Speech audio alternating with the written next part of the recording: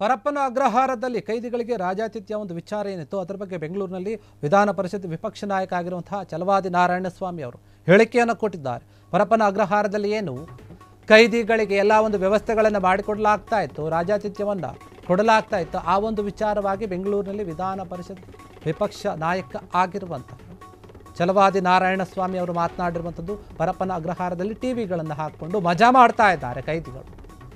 ಕಾನೂನು ಮತ್ತು ಸುವ್ಯವಸ್ಥೆ ಸಂಪೂರ್ಣವಾಗಿ ಕುಸಿದು ಹೋಗ್ಬಿಟ್ಟಿದೆ. ಕಾಂಗ್ರೆಸ್ ಸರ್ಕಾರ ಆ ರೀತಿಯಾಗಿ ಆಡಳಿತವನ್ನು ನಡೆಸ್ತಾ ಇದೆ. ಜೈಲುಗಳೇ ಇಂದು ಅಸುರಕ್ಷಿತ ಅಂತ ಹೇಳಲಾಗ್ತಾ ಇದೆ. ಇದೆಲ್ಲವನ್ನು ಯಾಕೆ ತಡೆಯಲು ಆಗ್ತಾ ಇಲ್ಲ ಸರ್ಕಾರಕ್ಕೆ ಅಂತ ಪ್ರಶ್ನೆ ಮಾಡ್ತಾ ಇದ್ದಾರೆ. KIALನಲ್ಲಿ ಸಾಮೂಹಿಕ ಒಂದು ನಮಾಜ್ ಮಾಡ್ತಾರೆ. ನೋಡಿ ಏನೇನು ಆಗ್ತಾ ಇದೆ ರಾಜ್ಯದಲ್ಲಿ, ದೇಶದ ಕಾನೂನು ಎಲ್ಲೆಲ್ಲಿಗೆ ಹೋಗ್ತಾ ಇದೆ ಅಂತ ಮಾತನಾಡ್ತಾ ಇದ್ದಾರೆ. ಎಲ್ಲರಿಗೂ ಕೂಡ ಒಂದೇ ಆಗಿರುತ್ತೆ, ಎಲ್ಲರೂ ಪಾಲಿಸಬೇಕು, RSS ಅನುಮತಿ ಪಡಿಬೇಕು ಅಂತ ಹೇಳ್ತಾರೆ. ಆದರೆ ಈಗ ಉತ್ತರ ಕೊಡಿ, ಏನು ಮಾಡ್ತಾ ಇದ್ದೀರಾ ನೀವು ಅಂತ. ಇಲ್ಲಿ ಸಾಮೂಹಿಕವಾಗಿ ನಮಾಜ್ ಮಾಡ್ತಾ ಇದ್ದಾರೆ, ಅದಕ್ಕೆ ಅನುಮತಿ ಇದೆಯಾ ಅಂತ ಕ್ವಶನ್ ಮಾಡ್ತಾ ಇದ್ದಾರೆ. ಒಬ್ಬರಿಗೊಂದು ನ್ಯಾಯ ಇನ್ನೊಬ್ಬರಿಗೊಂದು ನ್ಯಾಯ ಮಾಡೋಕ್ಕೆ ಹೇಗೆ ಸಾಧ್ಯ, ಸರ್ಕಾರ ಯಾಕೆ ಹಿಂಗೆ ಮಾಡ್ತಾ ಇದೆ ಅಂತ ಕೇಳ್ತಾ ಇದ್ದಾರೆ. ಕಾಂಗ್ರೆಸ್ ವಿರುದ್ಧ ಕಿಡಿಕಾರಿದ್ದಾರೆ ಛಲವಾದಿ ನಾರಾಯಣಸ್ವಾಮಿ. ಏನು ಪರಪ್ಪನ ಅಗ್ರಹಾರದಲ್ಲಿ ಆಗ್ತಾ ಇದೆಯಲ್ಲ ಅವ್ಯವಹಾರಗಳು, ರಾಜಾತಿಥ್ಯದ ಒಂದು ವಿಚಾರಗಳು ಹೊರಗೆ ಬರ್ತಾ ಇವೆ ಒಂದಾದ ನಂತರ ಒಂದು. ಆ ಒಂದು ವಿಚಾರದ ಬಗ್ಗೆ ವಿಧಾನ ಪರಿಷತ್ ವಿಪಕ್ಷ ನಾಯಕ ಆಗಿರುವಂತಹ ಛಲವಾದಿ ನಾರಾಯಣಸ್ವಾಮಿ ಅವರು ಹೇಳ್ತಾ ಇದ್ದಾರೆ. ಕಾಂಗ್ರೆಸ್ ಸರ್ಕಾರದ ಬಗ್ಗೆ, ಆಡಳಿತದ ಬಗ್ಗೆ ಮಾತನಾಡ್ತಾ ಇದ್ದಾರೆ.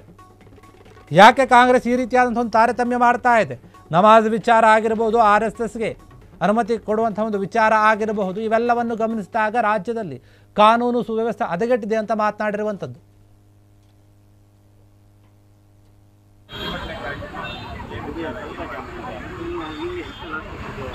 ಜೈಲಿನಲ್ಲಿ ಕುಳಿತು ಯಾರು ಟೆರರಿಸ್ಟ್ಗಳು ಅಂತ ಕರ್ಕೊಂಡಿದ್ದಾರೆ, ಯಾರು ಬಾಂಬುಗಳಾಗ್ತಾರೆ, ಇವರೆಲ್ಲರೂ ಕೂಡ ರಾಜಭೋಗವನ್ನ ಮಾಡ್ತಾ ಇದ್ದಾರೆ. ಈ ಸರ್ಕಾರ ಯಾರ ಪರ ಇದೆ ಅನ್ನೋದನ್ನ ನಾವು ಪ್ರಶ್ನೆ ಮಾಡಬೇಕಾಗಿದೆ. ಟಿವಿಗಳು ಹಾಕೊಂಡು ಮಜಾ ಮಾಡ್ತಾರೆ, ಬಿರಿಯಾನಿಗಳು ತಂದು ತಿಂತಾರೆ, ಜೊತೆಗೆ ಫೋನ್ಗಳಲ್ಲಿ ಕರೆ ಮಾಡಿ ಬೇರೆಯವ್ರಿಗೆ ಮಾತಾಡ್ತಾರೆ ಅಂತಂದ್ರೆ ಭಯೋತ್ಪಾದಕರಿಗೆ ಹೊರಗಡೆ ಓಡಾಡ್ತಕ್ಕಂಥದ್ದು ಉಚಿತವಲ್ಲ. ಅವರಿಗೆ ಅಲ್ಲಿ ಭಯೋತ್ಪಾದಕರಿಗೂ ಅಲ್ಲಿ ಹೊರಗಡೆ ಭಯ ಇದೆ.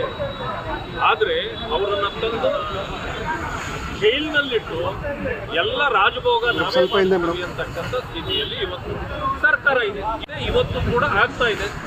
ಆದ್ರಿಂದಾಗಿ ನಾವು ಪ್ರಶ್ನೆ ಮಾಡಬೇಕಾಗಿದೆ. ಇವತ್ತು law and order situation in Karnataka is very much ಅಂತಕ್ಕಂಥದ್ದು ಬಂದಿದೆ. ಎಲ್ಲಿ ನೋಡಿದ್ರು ಇವತ್ತು ಮರ್ಡರ್ಗಳಾಗ್ತಾ ಇದೆ, ಅತ್ಯಾಚಾರ ಆಗ್ತಾ ಇದೆ, ಕೊಲೆಗಳಾಗ್ತಾ ಇದೆ. ಇದೆಲ್ಲವನ್ನು ಯಾಕೆ ತಡೆಯಕ್ಕೆ ಆಗ್ತಾ ಇಲ್ಲ ಸರ್ಕಾರಕ್ಕೆ?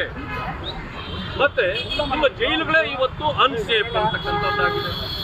ಅಲ್ಲಿ ಯಾರನ್ನ ನೀವು ಶಿಕ್ಷಿಸಬೇಕಾಗಿದೆಯೋ ಅವರಿಗೆ ರಕ್ಷಣೆಗಾಗಿ ಜೈಲುಗಳು ಇದ್ದಂಥ ರೀತಿಯಲ್ಲಿ ಇವತ್ತು ಸರ್ಕಾರ ನಡ್ಕೊಳ್ತಾ ಇದೆ. ಆ ಕಾರಣದಿಂದ ಇದನ್ನು ಪ್ರಶ್ನೆ ಮಾಡಬೇಕಾಗಿದ್ದ ಮುಖ್ಯಮಂತ್ರಿಗಳಲ್ಲಿ. ಅದರಿಂದ ಅವಕಾಶ ಈಗ ಪ್ರಶ್ನೆ ಇರ್ತಕ್ಕಂಥದ್ದು, ನಾವು ಹೇಳಿದ್ವಿ ಈ ದೇಶದ ಕಾನೂನು ಎಲ್ಲರಿಗೂ ಒಂದೇ. ನಮ್ಮ ವಾದ, ಅದೇ ವಾದವನ್ನ RSS ಅನ್ನ ಬ್ಯಾನ್ ಮಾಡಬೇಕು ಅಂದವರು, RSS ಪರ್ಮಿಷನ್ ತಗೊಳ್ಬೇಕು, ಯಾರೋ ದೊಡ್ಡವರೆಲ್ಲ ನ್ಯಾಯದ ಮುಂದೆ ಅಂತ ಅವರೇ ಒಂದು ವಿರೋಧ ಮಾಡಿದ್ದವರು ಅದೇ ನಮ್ಮ ದಾರಿಗೆ ಬಂದರು. ಈಗ ನಾನು ಕೇಳ್ತೇನೆ, ಎಲ್ಲರಿಗೂ ನ್ಯಾಯ ಒಂದೇ ಆಗೋದಾದ್ರೆ ನೀವು RSS ಅನ್ನು ಪ್ರಶ್ನೆ ಮಾಡೋರು, ಅಥವಾ ದಲಿತ ಸಂಘಟನೆಗಳನ್ನು ಪ್ರಶ್ನೆ ಮಾಡೋರು, ಅಥವಾ ರೈತ ಸಂಘಟನೆಗಳನ್ನು ಪ್ರಶ್ನೆ ಮಾಡೋರು, ಕನ್ನಡ ಸಂಘಟನೆಗಳನ್ನು ಪ್ರಶ್ನೆ ಮಾಡೋರು, ಈಗ ನೀವು ಉತ್ತರ ಕೊಡಿ. ಇಲ್ಲಿ ಮಾಸಾಗಿ ನಮಾಜ್ ಮಾಡಲಿಕ್ಕೆ ಪರ್ಮಿಷನ್ ಕೊಟ್ಟವರು ಯಾರು? ಇದಕ್ಕೆ ಈಗ ಉತ್ತರ ಈ ಸರ್ಕಾರ ಕೊಡಬೇಕಾಗಿದೆ. ಒಬ್ಬರಿಗೊಂದು ನ್ಯಾಯ ಮಾಡತಕ್ಕಂಥದ್ದಕ್ಕೆ. ಕ್ಷಣ ಕ್ಷಣದ ಸುದ್ದಿಗಳಿಗಾಗಿ ಫ್ರೀಡಂ ಟಿವಿ ಸಬ್ಸ್ಕ್ರೈಬ್ ಮಾಡಿ, ಲೈಕ್ ಮಾಡಿ ಹಾಗೂ ಫಾಲೋ ಮಾಡಿ. ಹೊಸ ಸುದ್ದಿಗಳ ನೋಟಿಫಿಕೇಶನ್ಗಾಗಿ ಬೆಲ್ ಐಕಾನ್ ಮೇಲೆ ಕ್ಲಿಕ್ ಮಾಡಿ.